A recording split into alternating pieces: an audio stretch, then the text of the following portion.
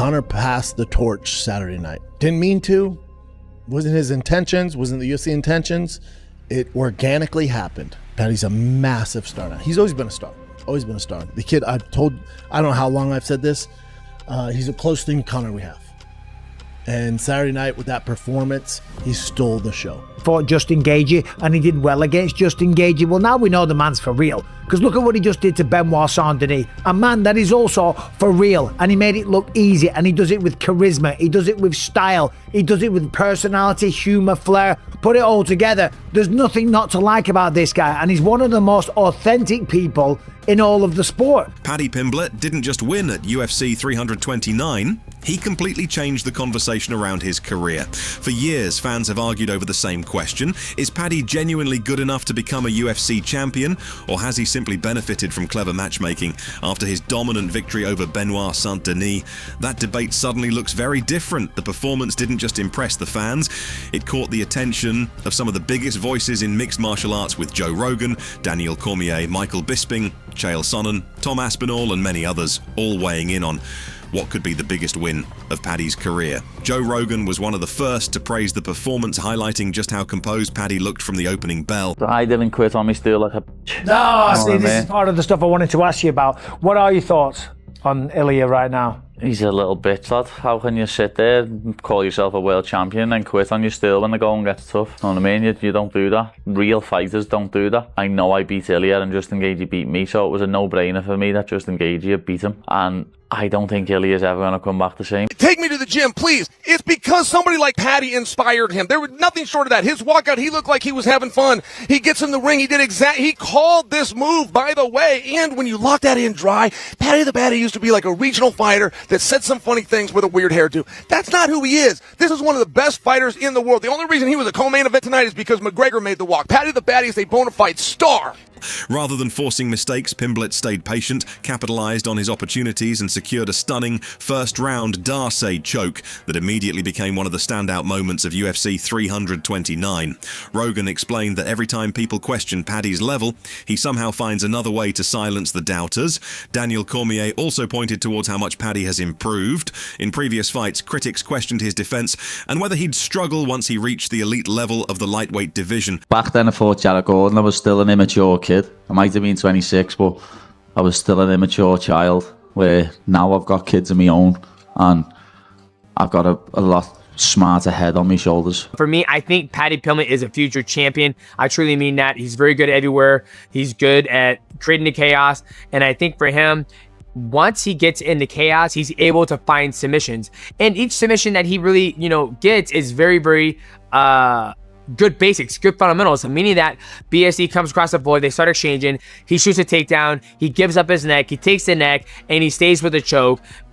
He attacks the guillotine, BSD rolls. When he rolls, he attacks the shoulder. When he attacked it and he rolled through, he locks up a beautiful Darce choke. But against Benoît Saint Denis, Paddy looked far more complete. His striking appeared sharper, his confidence never faded, and once the fight hit the mat, he looked every bit like one of the most dangerous submission specialists in the division. Michael Bisping echoed those thoughts, explaining that victories like this completely change public perception. It's one thing beating unranked opponents, but defeating a respected fighter like Saint Denis in such convincing fashion sends a message to everyone at lightweight. Suddenly, conversations about title contention don't seem nearly as unrealistic as they did just a few months ago. Chael Sonnen also praised Paddy's ability to perform under pressure. With so much attention surrounding him every time he fights, Sonnen noted that Pimblett continues to deliver when the lights are brightest. That's something very few fighters manage consistently, and it's one of the reasons Paddy remains one of the UFC's biggest attractions. Tom Aspinall knows Paddy better than almost anyone on the roster, and he's repeatedly backed his fellow Brit to prove people wrong. I'm hoping that the Baddy is going to submit him. I think that's his best chance. But I don't. This BSD's a proper tough guy, I think that hopefully Paddy doesn't get into a scrap with him. Right, here we go. Come on, the Baddy. The Baddy's a lot bigger than him. Oh, good hook straight away. BSD going for the takedown. He's got his neck. He's just rolled in with it at the minute.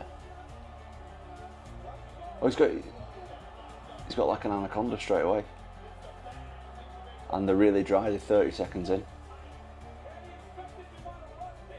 I think he's not got it yet, but he can progress to finishing that. This is promising for Paddy, isn't Come on, it? the Paddy. He's done now. Come on, the Paddy. Come on. He's asleep. I would say he's asleep there. Come on, Mark. He's asleep.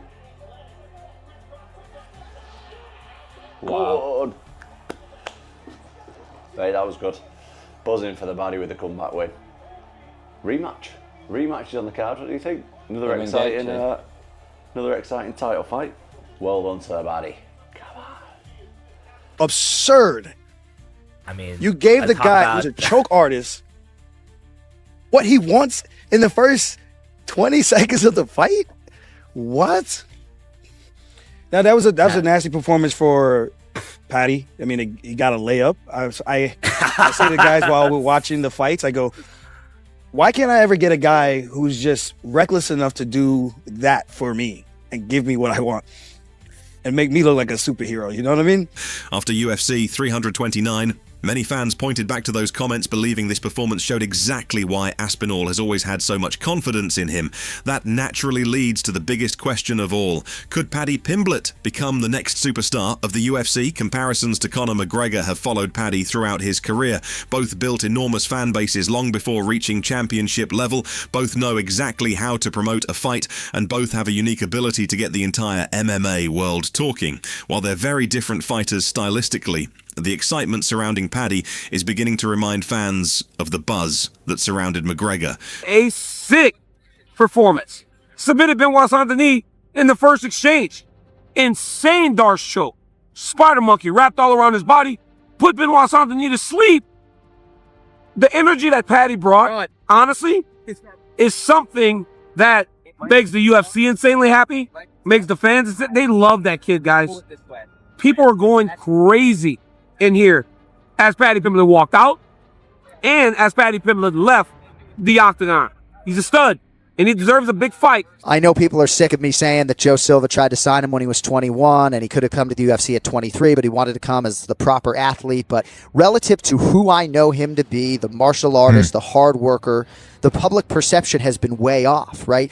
People love the persona, rightfully so. He's a master orator without any notes, but people lean into him eating donuts after the fight and they don't realize what a problem he is. During his rapid rise through the UFC. Of course, there are still huge challenges ahead.